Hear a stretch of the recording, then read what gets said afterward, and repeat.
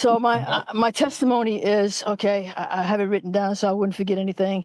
When I first met Dory, I felt totally hopeless, seeing my health decline with no help from the doctors I had seen. But I discovered Dory. It was like a light at the end of the tunnel. I felt hope for the first time. Dory not only has the experience of health declining, but also the call in her life because of knowing what it is like to have no answers from the failing health system. She not only has knowledge and science to back it up, but wisdom to know how to apply it. And along with that, the love and compassion that compels her to give her life away in helping others get their health back. Dory has helped me in so many ways, not only in physically, but mentally. No more mood swings and depression.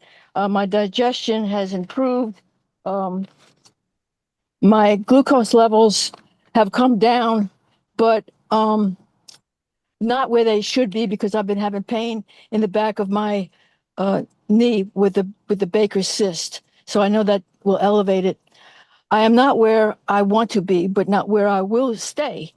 As time goes on, I am persistent in staying from those cookies that I have to bake every day and diligently being committed 100% with the protocol. I know I will succeed to the place of better health and better days ahead by Dory's loving help and guidance and the grace of God behind it all.